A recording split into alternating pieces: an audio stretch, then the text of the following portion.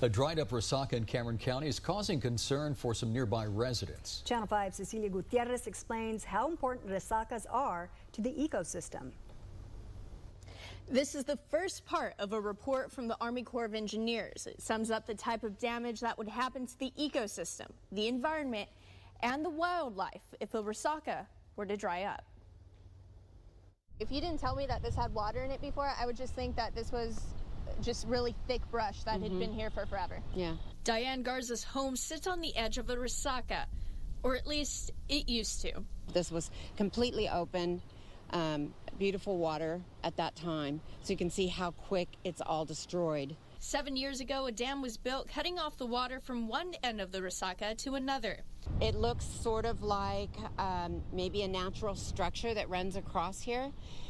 This is actually a man-made dam. The impacts of that dam are seen for miles. What looks like an open field used to be home to several species.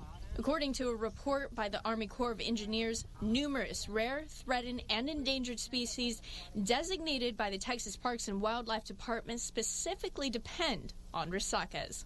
The fish kill and the wildlife kill that happened immediately upon damming of the resaca was a phenomenon that you really don't want to see. No one wants to see that. Hundreds of thousands of fish and water wildlife were killed.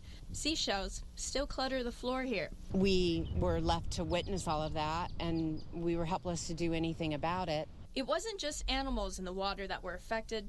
Animals on land had to seek survival somewhere else. We would see every native animal to South Texas along that corridor, since we were lucky enough to live here. Since their water source is now gone, not only were all the native aquatic creatures killed, but these land animals lost their source of water. The report also states there are only 5 remaining resacas in the world, all of them in Cameron County. A part of the Rancho Viejo resaca dried up, dead. Like a river or a lake anywhere else, they have a name. They've been on maps for as long as anyone can remember, and going back generations and generations. We called Texas Parks and Wildlife for a better understanding of what a resaca does for the ecosystem.